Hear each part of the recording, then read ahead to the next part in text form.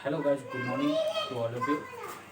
और my self Mohammad Farhan. मैं आपको एक नया बायोलॉजी टीचर, जैसा कि आप लोग जानते हैं। पिछले लेक्चर में मैंने आप लोग को सेल बायोलॉजी के बारे में पढ़ाया था, लेकिन मैं सोच रहा हूँ कि उसको शुरू से शुरू करें, क्योंकि बहुत सारे बच्चों ने बोला कि सेल बायोलॉजी कौन सा चैप्टर है, कौन से क्लास में आता है। तो सेल बायोलॉजी एक ऐसा चैप्टर है जिसमें दो चैप्टर आते हैं आपके क्लास 11 में।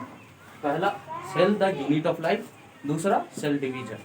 ठीक है, अब कंफ्यूजन क्लियर हो गया होगा आप लोगों का। तो जैसे कि पहले हम लोगों ने बात किया था सेल के बारे में, तो सेल के बारे में बताया था हमने, cell is the structural and functional unit of our life. और क्यों कहा था वो मैंने पहले समझा दिया, तो मैं सिर्फ यहाँ पे डेफिनेशन लिख देता हूँ ताकि आप लोग नोट डाउन कर सकें। सेल, तो द स्ट्रक्चरल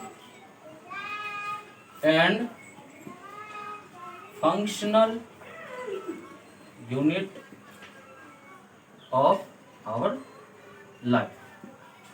सो इसके बाद हम लोगों ने बात किया था कि सेल आया कहाँ से, किसने सेल के बारे में बताया। तो सबसे पहले सेल को देखा था रॉबर्ट हुक ने, लेकिन डेड सेल को। और लिविंग सेल को सबसे पहले देखा था एंटोन वॉन लीवनहुक ने। ठीक है, अब सेल के अंदर कुछ थे न्यूक्लियस, वो आगे पढ़ेंगे हम लोग न्यूक्लियस के बारे में। लेकिन ये जान ले कि न्यूक्लियस किसने खोजा था। तो न्यूक्लियस खोजा था रॉबर्ट ब्राउन ने। रॉबर्ट हुक और रॉबर्ट ब्राउन ये दोनों हल्का सिमिलर है, कंफ्यूजन नहीं होना चाहिए। रॉबर्ट हुक ने डेड सेल को देखा था, रॉबर्ट ब्राउन ने न्यूक्लियस को देखा था। मैं लिख देता हूँ, ठीक है। क्या हुआ था, रॉबर्ट हुक ने डेड सेल को देखा, ठीक है। और ये एंटोन वॉन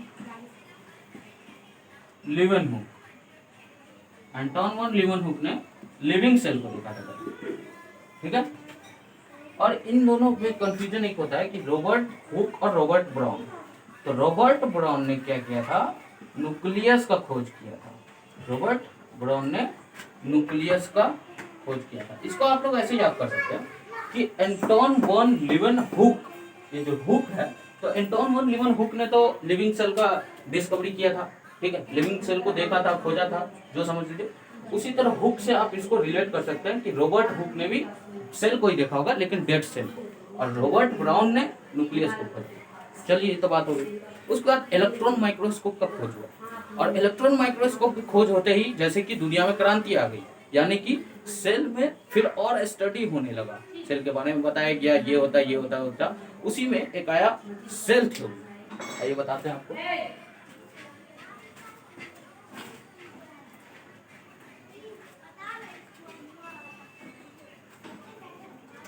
सेल थ्योरी, तो कल हम लोगों ने बात की थी कि सेल थ्योरी किसने की।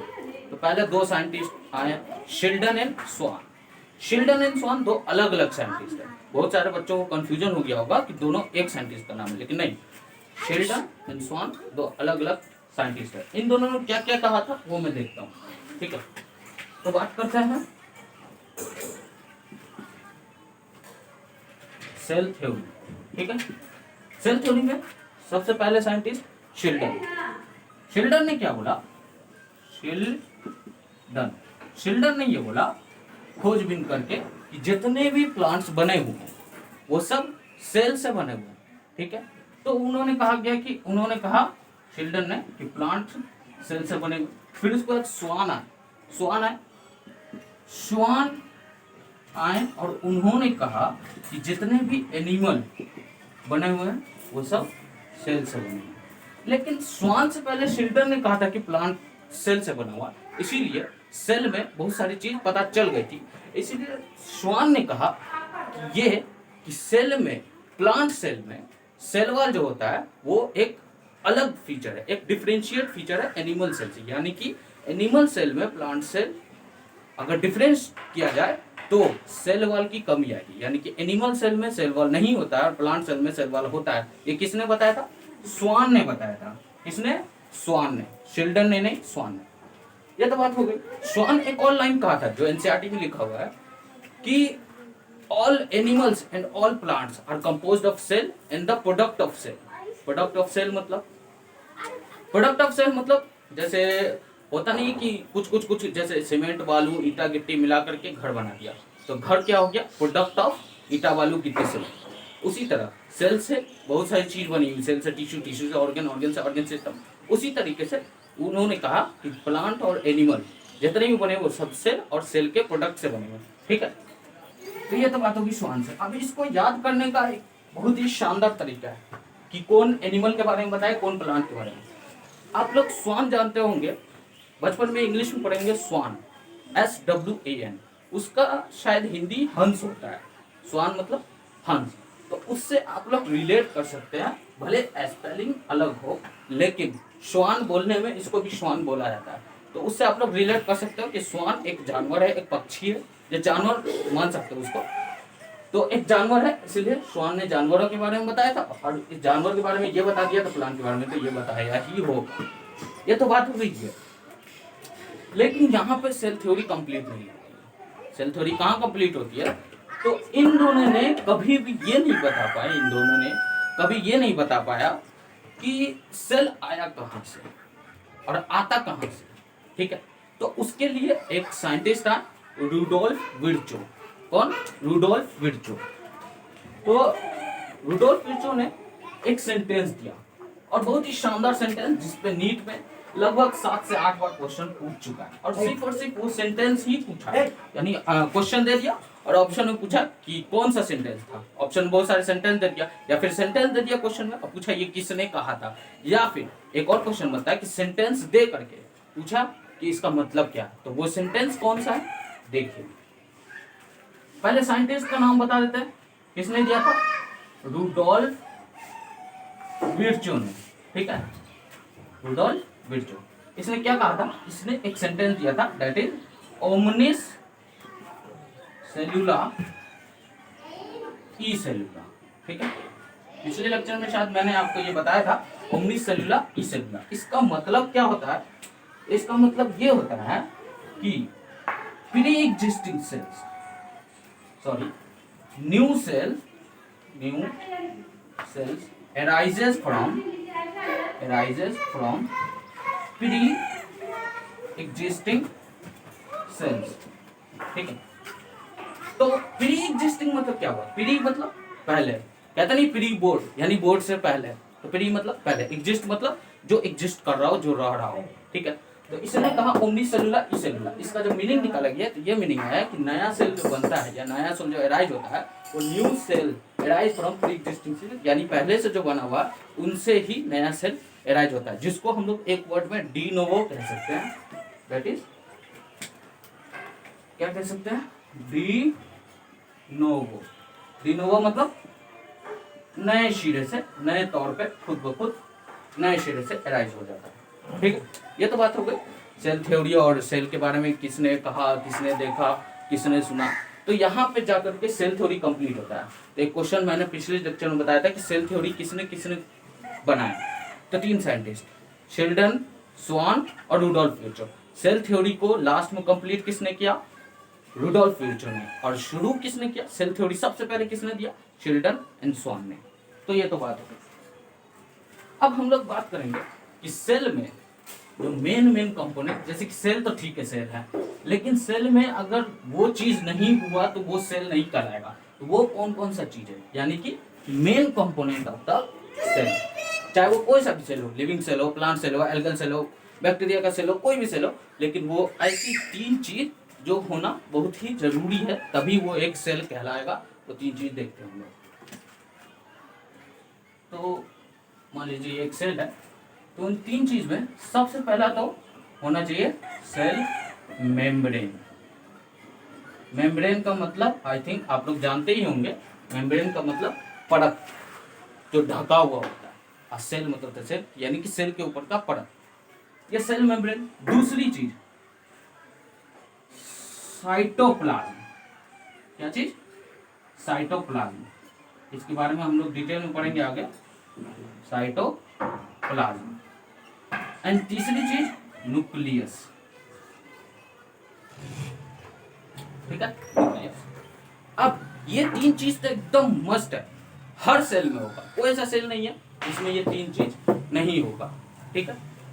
अब बात करते हैं कि अलग अलग सेल में क्या क्या होता है। जैसे कि हम लोग प्लांट सेल की बात करें तो प्लांट सेल में एक चीज इसमें बढ़ जाता है, जैसे कि ये सेल वॉल बढ़ जाता है, और इसके अंदर भी बहुत सारे सेल के कंपोनेंट होते हैं, जैसे कि माइटोकॉन्ड्रिया, गोल्जी बॉडी, ये सब प्लांट्स में वैक्यूल्स आ जाते हैं। वैक्यूल्स बहुत बड़ा होता है, उसमें गंदगी वगैरह भरा हुआ रहता है।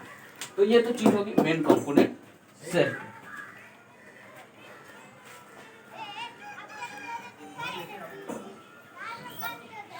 बात करें हम लोग साइटोप्लाज्म की, तो साइटोप्लाज्म क्या होता है? तो जहां हम लोग बात करते हैं प्लाज्म, प्लाज्म एक तरह से लिक्विड को कहा जाता है, मतलब फुल लिक्विड है, एक तरह से लिक्विड, ठीक है। और साइटो मतलब सेल, सेल के अंदर भरी हुई लिक्विड, सेल के अंदर भरी हुई लिक्विड। ये सेल मान लीजिए, ये न्यूक्लियस मान लीजिए, तो इसके अंदर जो बीच में जो भी बचेगा वो साइटोप्लाज्म कहलाएगा। सॉरी, एनसीईआरटी में एक लाइन लिखा हुआ है और बहुत ही शानदार लाइन है, और उससे लगभग 3 से 4 बार नीट में क्वेश्चन आ चुका है कि ये क्या होता है, किसको कहा जाता है। यानी कि मैं क्वेश्चन लिख देता हूँ कि क्वेश्चन कुछ ऐसा रहता है कि what is the main arena of cell, ठीक है। और कुछ कुछ ऑप्शन रहता है, जैसे कि माइटोकॉन्ड्रिया, गोल्जी बॉडी, ठीक है, जैसे कि आपको सेल मेम्ब्रेन एंड साइटोप्लाज्म, ठीक है। तो बच्चे तो यहीं पे कंफ्यूज हो जाते हैं कि एरेना मतलब क्या होता है। बच्चे तो यहीं पे कंफ्यूज हो जाते हैं एरेना मतलब क्या होता है। तो एरेने का मतलब होता है जगह, एरिया, ठीक है। यानी कि सेल में सबसे बड़ा एरिया, सबसे मेन एरिया कौन सा होता है।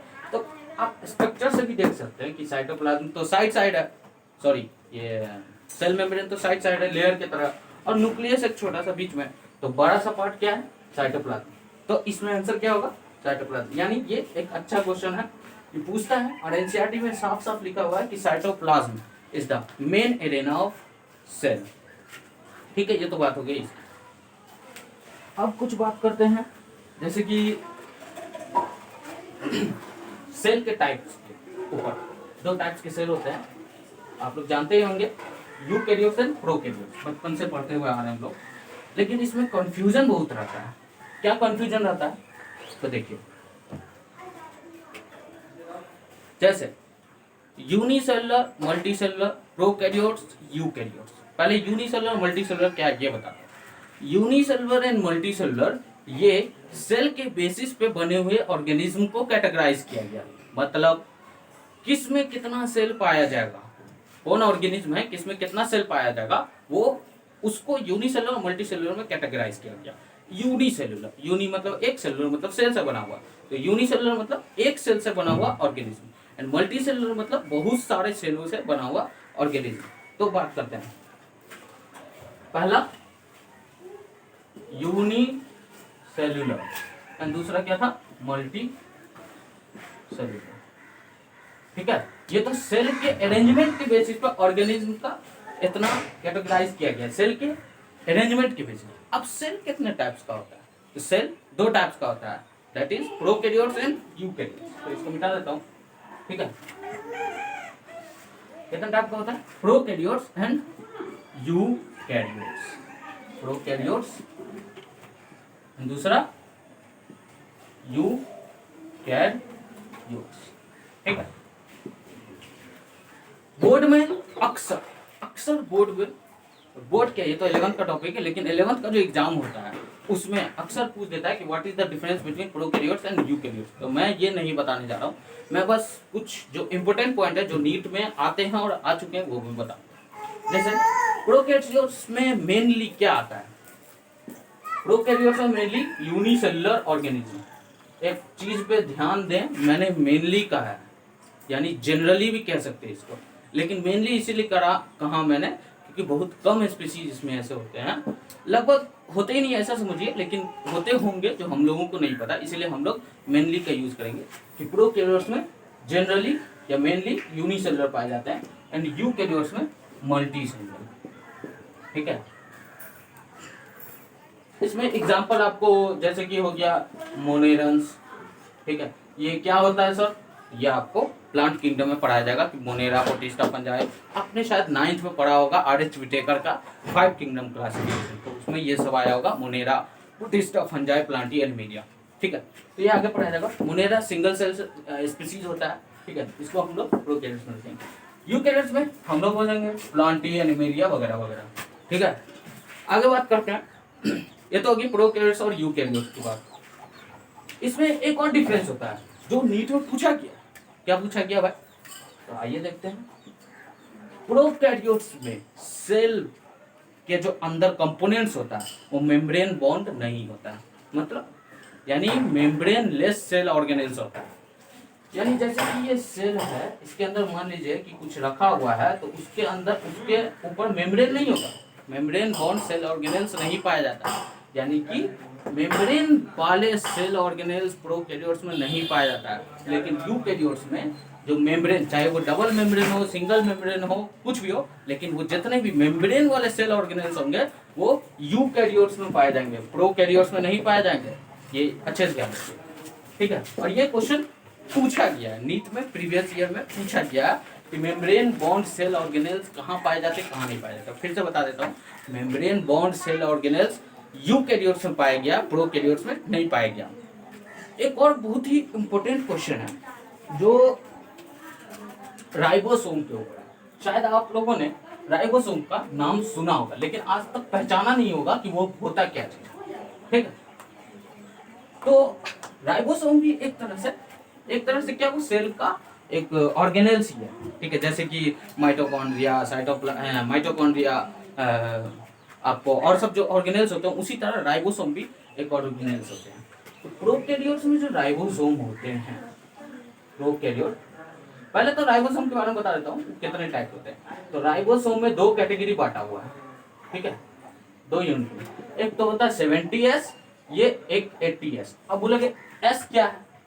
तो S यूनिट है। राइबोसोम का जो यूनिट पार्ट में बांटा गया उसमें S एक यूनिट दिया गया। यूनिट कौन सा यूनिट? वो यूनिट एंड डायमेंशन वाला यूनिट जो मीटर पर सेकेंड, किलोग्राम वगैरह देते हैं, वो उसी तरह से यहाँ पे S है। और S का फुल फॉर्म होता है सिडबर्ज। सिडबर्ज क्या? तो सिडबर्ज एक साइंटिस्ट का नाम है जिन्होंने राइबोसोम का यूनिट दिया था।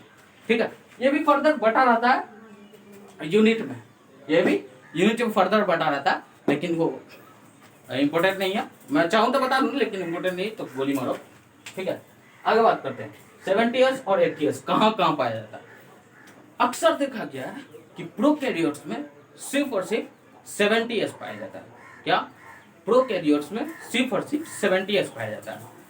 और ये बात बोलते ही बच्चों के दिमाग में एक चीज स्ट्राइक कर जाता है कि प्रोकैरियोट्स में 70S है तो यूकैरियोट्स में तो 80S ही होगा, ऑब्वियसली। लेकिन गलत बात, प्रोकैरियोट्स में सिर्फ और सिर्फ 70S होता है, लेकिन यूकैरियोट्स में 70 और 80 दोनों होता है। देखते हैं प्रोकैरियोट्स में क्या होता है, सिर्फ और सिर्फ 70S राइबोसोम, लेकिन यूकैरियोट्स में 70S भी होता है और 80S भी होता है। ठीक है, ये कहाँ होता है?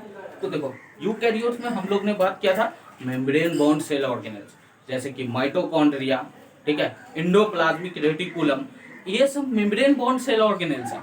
तो मेम्ब्रेन बॉन्ड सेल ऑर्गेनेल्स, सब मेम्ब्रेन बॉन्ड सेल ऑर्गेनेल्स पे नहीं, सिर्फ और सिर्फ 2-3 को छोड़ के, जैसे कि माइटोकॉन्ड्रिया, एंडोप्लाज्मिक रेटिकुलम, इन सब पे 70S राइबोसोम पाया जाता है। ठीक है,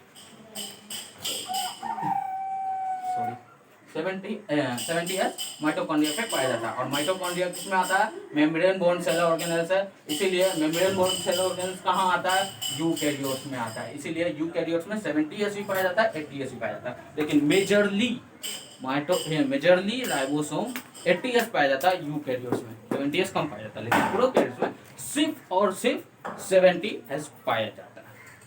तो आई थिंक आज का लेक्चर यहीं पे खत्म करते हैं, है ना। और अगर आपको ये लेक्चर पसंद आया होगा तो इस चैनल को सब्सक्राइब करें और लाइक करें। ऐसे पसंद क्या, पसंद और नापसंद की कौन सी बात होती है? आपको मैं पढ़ा रहा हूँ, आप पढ़ रहे हो, ज्ञान ले रहे हो, ठीक है। तो ज्ञान पसंद और नापसंद में नहीं होता। अगर आप कोई भी लेक्चर देखते हो तो उसमें 1% भी तो ज्ञान मिलता ही मिलता है, कहीं से भी। तो थैंक यू वेरी मच। ये सर, ठीक है दोस्तों, आपको अगर ये लेक्चर अच्छा लगा हो, दोस्तों अगर आपको ये लेक्चर बहुत अच्छा लगा हो तो आप प्लीज़ सब्सक्राइब करें इसको, और अपने दोस्तों को शेयर करें, जो भी लोग यहाँ पर ये और जो भी लोग हैं आप दोस्तों को शेयर कर सकते हैं। दोस्तों गुड न्यूज़ आपको दे रही थी कि अगर आप हमारे पेड लाइव क्लास से जुड़ना चाहते हैं तो आप प्लीज़ हमारे इस नंबर पे व्हाट्सअप कर सकते हैं 8510994774 8510994774 पे आप व्हाट्सअप करके आप पूछ सकते हैं कि हम किस तरह से लाइव क्लास में ज्वाइन हो सकते हैं। ठीक है, लाइव क्लास लेने के लिए बस आपको फीस बहुत ही मिनिमम बहुत ही मिनिमम फीस रखी गई है पर सब्जेक्ट 999 रुपीज़, बहुत ही मिनिमम फीस है। हमारे फैकल्टीज अभी आपको लेक्चर आपने बायोलॉजी का देखा, केमिस्ट्री की जी जल्दी की क्लास लगी, पूरा नीट